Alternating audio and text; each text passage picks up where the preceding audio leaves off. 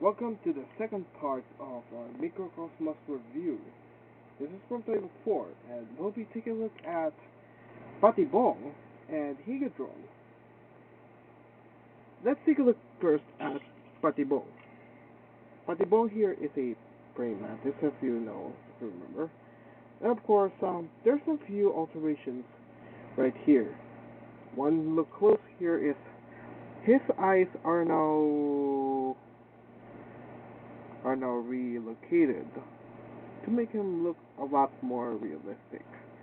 Now, of course, he now has a gluing part on his neck.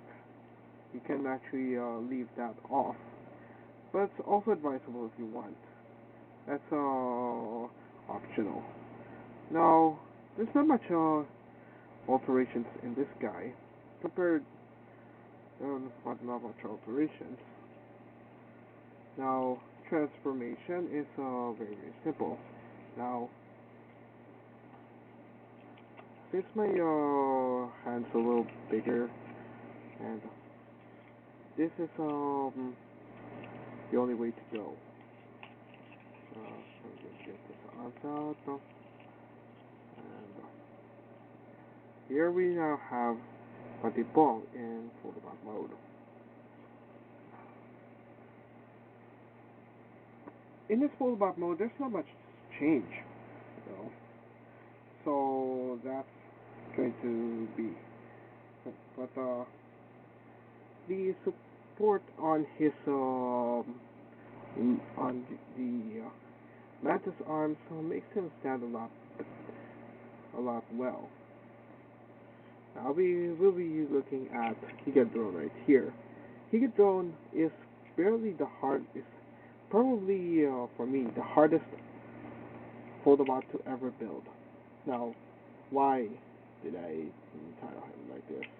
It's because of you had to glue a lot of his spikes on his back.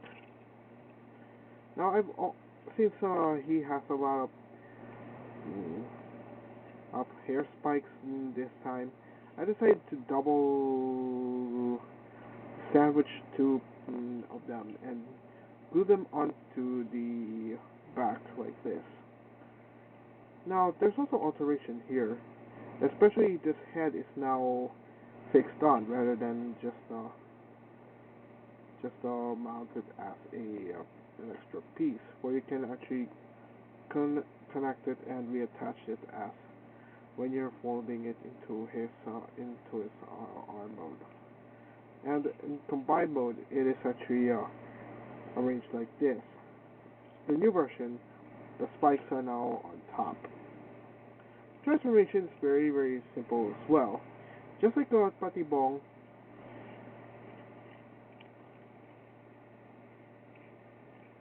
you'll have to do the same procedure.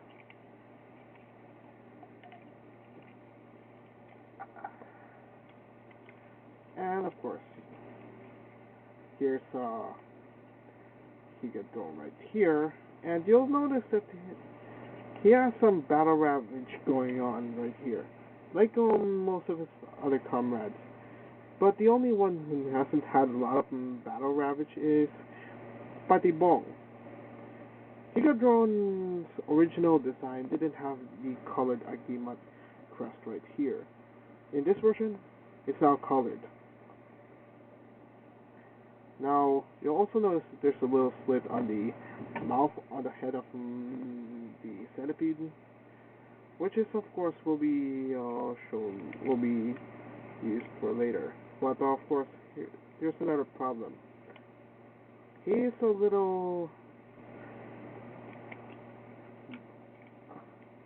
having the balance problems. But if you try to figure out how to make him stand very well, it will stand very well right here. Now, a little bit of size comparison with his teammate. They're just barely the same size, just like that. And of course, we'll be comparing this with some other comrades right here, which is of course Sabatron and Alita. Of course, we're missing one member right here. We'll be saving that for part 3.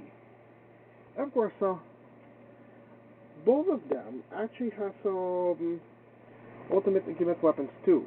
I've spent too much time on this video right here, but I will be a little hurry this time. Now, these two wield the same kind of weapon right here. These are their Agimat sights, but if you look in the back, I've actually done some few alterations. Now, for Patibong, he would actually have the this piece right here, and for Higadrone, he would have this bottom piece right here. Now, wielding it is a little tricky, but they'll look very, very nice.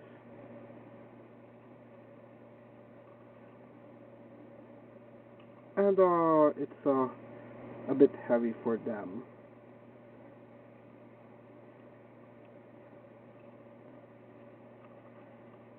So, hard time getting this guy. That's a little problem. Patibong is suffering from the weight of this thing. So, oh yeah. I think if we could try this one, it would possibly be supported. Because the Higadrone, I guess, has a lot more support by means. Let's just try it. Of course. Originally, they have to be formed the same way, but I didn't do some alteration to make it more look universal. So here is both of them wielding their weapons. Now, they're also suffering from the weight of their weapons right here. So here is the two wielding their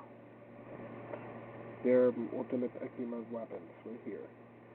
And hope you enjoyed this terribly long review right here.